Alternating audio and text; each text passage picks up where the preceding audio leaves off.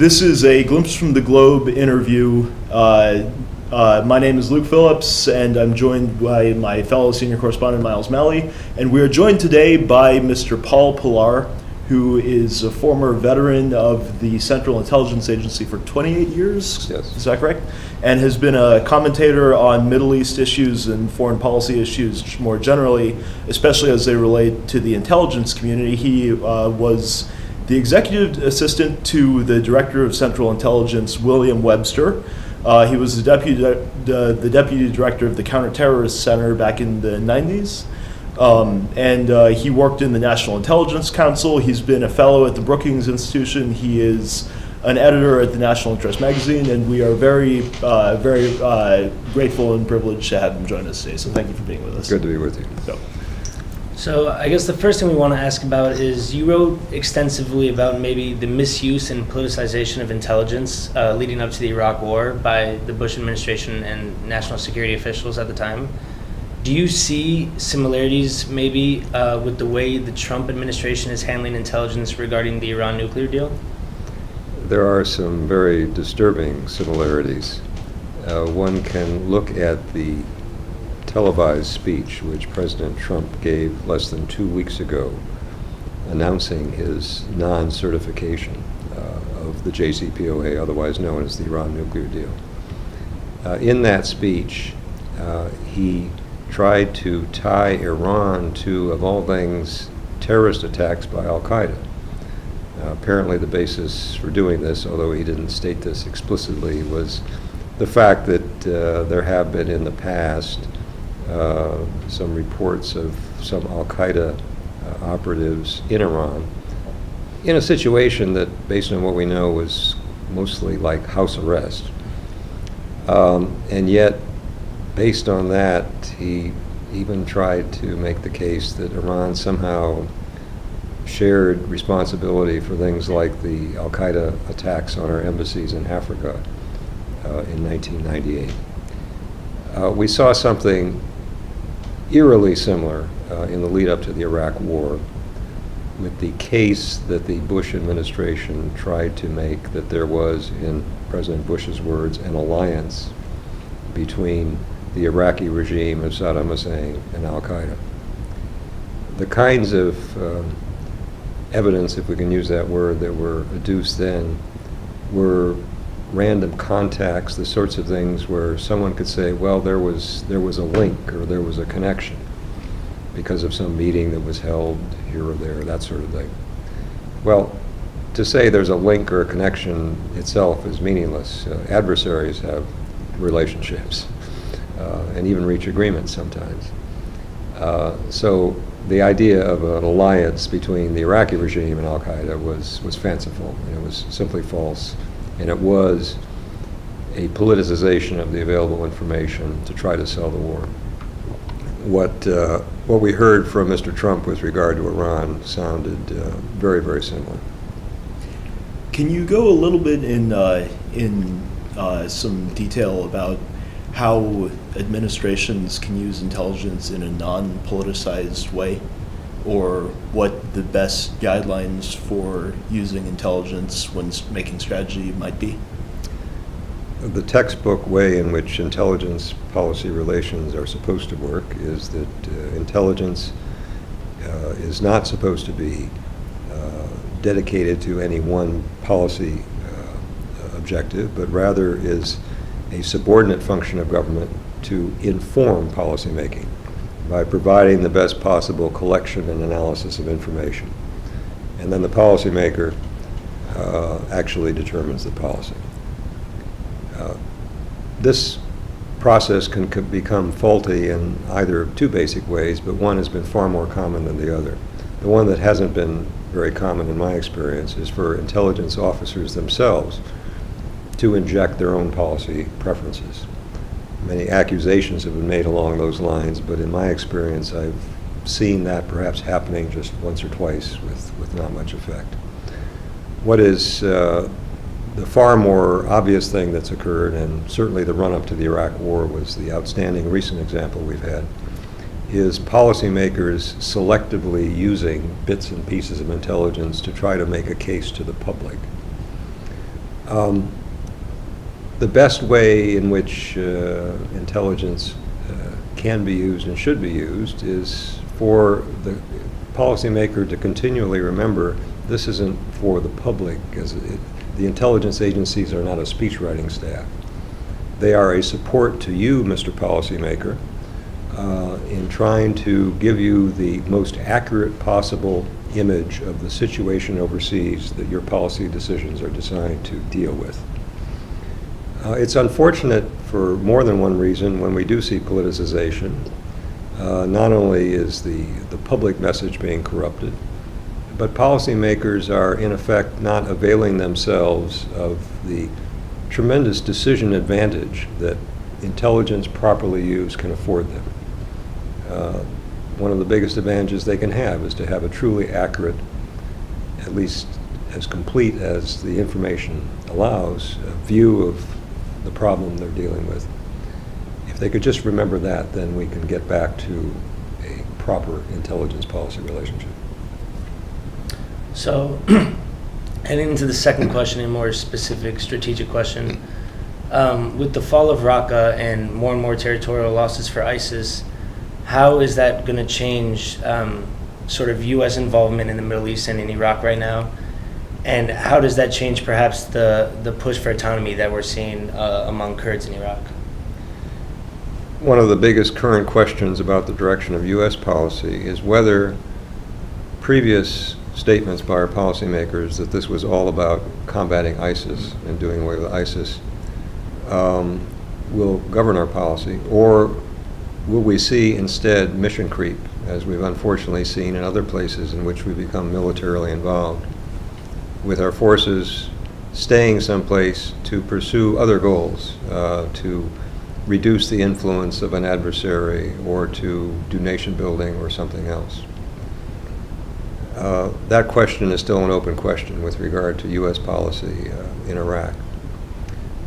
We're going to have a fluid situation in Iraq for some time, although the momentum clearly is in favor of the Iraqi central government of Prime Minister Abadi. The most recent events around Kirkuk are ones where clearly the central government got the upper hand, and it was a significant setback for the Kurdish regional government. Barzani, the head of that government, is widely seen to have made a miscalculation in holding the referendum, which was the trigger for the Baghdad government offensive, which resulted in Kirkuk and the oil resources surrounding it being lost to his regional government. So I don't think we're going to see any kind of significant moves in the near future toward greater autonomy, let alone independence, on the part of the KRG, the Kurdistan Regional Government. That leaves issues, if you listen to discourse here in the United States about Iranian influence in particular. A lot of people in Washington, including in the Congress, express unhappiness with the degree of Iranian influence as exercised in part through various Shia militia that were part of the effort in Kirkuk and some of the other efforts in support of the Iraqi government.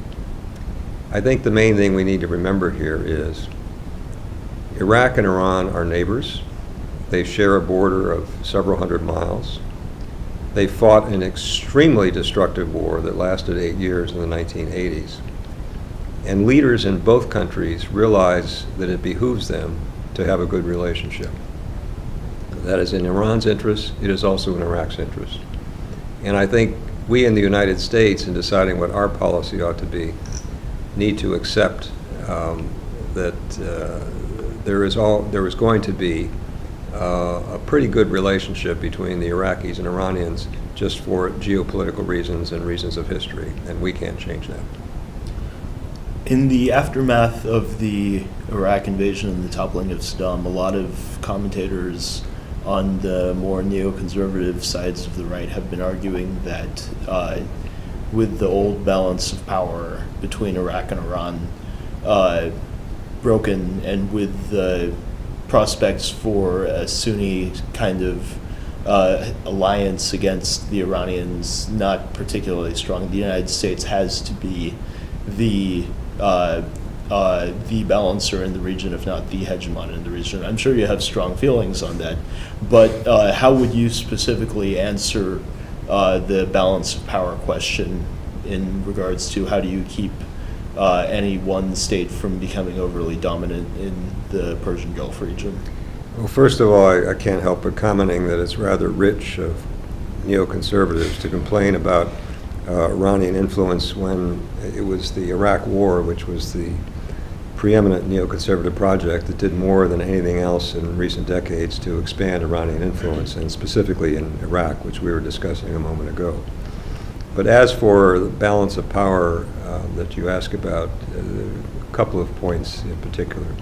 One, despite all the rhetoric we hear about Iran being on the march and a regional hegemon and all that sort of thing, it really is at a disadvantage compared to many of its regional rivalries. It is militarily weaker, certainly than the Israelis, which have by far the strongest military in the region, and weaker by many measures than some of the Gulf Arab countries on the other side of the Gulf. The UAE, for example, has an air force that would more than hold its own against anything that the Iranians could put in the sky. And when it comes to overall arms acquisitions, including things like ballistic missiles, the Saudis have been ahead of things as well. You know, they were buying medium-range Chinese missiles many years ago before the Iranians had any whiff of any sort of thing like that. So no, there's nobody, and certainly not the Iranians, who are on the verge of taking over the region as a hegemon. And the second basic point is to ask exactly what are U.S. interests here. We do have an interest in not having any one country take over the region as a hegemon, but as I just said, that's not going to happen. Beyond that, we don't have a particular interest in tilting a balance one way or another and taking sides in what are regional disputes in which we are not a party. It would be especially damaging to take sides in a way that has a religious or sectarian tinge to it. We hear a lot these days that sounds basically like Sunnis good, Shia bad. It does nothing for U.S. interest to take a posture that says that or that appears to be saying that to many people in the region. We can only lose and not win by taking sides in a sectarian rivalry. On the note of taking sides, there's been an argument for the last, I think, about 2 or 3 years that the success of Nixon and Kissinger in the Yom Kippur crisis of expelling the Soviets from the Middle East has been reversed by Russian intervention in Syria and other Russian actions across the region. What are your thoughts on the role of great power rivalries across the Middle East, not only Iran and Sunni, but Turkish, Russian, American, and to an extent Chinese, and how the dynamics of the Middle East play out? Well, let's focus on the Russian side for a moment. Fortunately, we don't really have another Cold War going, in the sense that the old Cold War was a global ideological struggle with all kinds of proxy wars as well as a nuclear arms race. That's not what we're seeing, despite the differences that we have with Putin's Russia. Putin's government has made some skillful moves and in ways that have enhanced influence for them in the Middle East. But I think we shouldn't see this as some major reversal. Syria is the one place all along where the Russians, and before them the Soviets, had a substantial entry in the Middle East. But that was about it. Everything else they had before, of course, such as Egypt before Sadat kicked out the advisors, it's been a minus on their balance sheet. Syria, it's not so much a matter of them making gains in recent years, but just holding on to the one real foothold in the region that they've had all along. They have fairly skillfully used their diplomacy to try to improve their relationships with others, including the Gulf Arabs. King Salman of Saudi Arabia was recently in Moscow, and the Israelis. Mr. Netanyahu has had several meetings with Putin. They're doing, quite frankly, exactly the sorts of things we ought to be doing, but don't do it often enough, which is to deal with everyone, adversaries and allies, and not to try to divide the region in two and say we're only going to deal with those we consider good guys and not to have any dealings with the bad guys. But in terms of their overall presence, again, Syria is the one place they've always had a real foothold, and they still do. With regard to other powers, the objectives differ a lot from one to another. The Chinese are concerned primarily with resources, with economics, with trade. When they get into global politics, it's more the Taiwan thing, making sure they have relationships and Taipei doesn't. But that doesn't play much into the Middle East equation. It's more a matter of cementing economic ties to be enhanced by their One Belt, One Road initiative as they see in the future. And there are many ways in which, although this is going to increase Chinese influence as Chinese economic and political strength and military strength grows, it doesn't necessarily bump up against particular interests of the United States. In fact, we can make common cause with regard to many things involving economics and transportation infrastructure and trade. The Turks have their own special interests, which in recent years have focused mainly on their concerns about Kurdish separatism. One of the bad news stories has been that although the Erdogan government for a while had developed a much better relationship, at least with the Iraqi Kurds, this seems to have taken a turn for the worse. And of course, they are apoplectic about any gains made by the Kurds in Syria that they see, with some good reason, as having a close association with or being almost identical with the PKK, their longtime adversaries in Turkey. That will continue to be overwhelmingly the Turkish concern, which doesn't parallel or directly conflict with the interest of other rival powers, but it can complicate things and result in substantial instability if the Turks especially resort to armed force. Veering off to a different question, do you have a list of the top 5 geopolitical challenges facing the U.S. right now? I don't think I can come up with a list of 5, but geopolitical challenges, I think I would start with China as a rising power that in some views has already made the world somewhat of a bipolar one again. It's not the Soviet Union anymore, it's China. This is not to say that we necessarily are on a collision course, although when we look at Chinese conduct and objectives in places like the South China Sea, there is occasion for worry about what might escalate out of control. But it is a major issue of managing the evolution of the whole international system as we go from what many people, and especially here in the United States, considered a unipolar world after the collapse of the Soviet Union and the end of the Cold War to something much different from that. There are many ways in which we are no longer, if we ever were, and I don't think we were, in a unipolar world, but the rise of China is the most important one. Relations with Russia still pose problems that are going to be geopolitical challenges in the years ahead, mainly as old unfinished business or business that wasn't handled very well in the first years after the Cold War.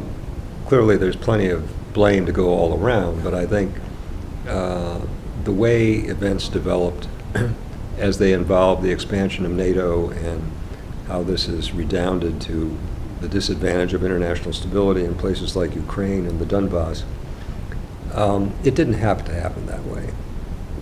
And we are left with managing the result. This isn't just Vladimir Putin. He's not going to be around forever. I think it's a matter of dealing with a Russia that has had wounded pride, but is still a major power, and lest we forget, has plenty of nuclear weapons as well. Those probably are at the top of the list. I would not, you notice I do not immediately go to something like international terrorism, although I worked on that for a long time. If we ask ourselves where U.S. interests are most likely to be directly affected in terms of the lives and property of American citizens being at stake, and you look at quantitatively, where there's been more damage, where there's been less. It's simply not true that international terrorism poses the kind of threat that one would expect from all of the rhetoric we've heard, especially over the last 16 years. And I think that's distorted terribly many of our priorities. It has left a cleanup task that I guess you could describe as another geopolitical problem, more one of our own making. We have military operations going now in more countries than I keep track of counting, not just Syria and Iraq and Afghanistan, but until we hear something like American servicemen being killed in Niger, then most Americans probably aren't even aware of where we have our fellow citizens serving in uniform and being subject to becoming casualties. How do we deal with where we are right now, given that reality is our own geopolitical challenge, one largely of our own making? It's a challenge of not yielding to the temptation of mission creep, of not yielding to the temptation of treating sunk costs as investment, and of not yielding to the temptation of thinking that any problem of security and instability out there is one that is best addressed by the United States taking the lead, and especially taking the lead with military force. So I think those things that I described are the ones that I would put on at the top of the list of any administration having to worry about as far as global geopolitics are concerned. We're running towards the end of the interview, so I think we'll just go with the last question. How would you argue President Trump's national security circle, Secretary Mattis, Secretary Tillerson, Pompeo, to an extent Kelly, and National Security Advisor McMaster have done as a foreign policy team? Some have argued that they've been controlling the president. Others have argued that they've been trying to rein in the president. But how would you say they do as a team in steering the day-to-day operations of U.S. foreign policy?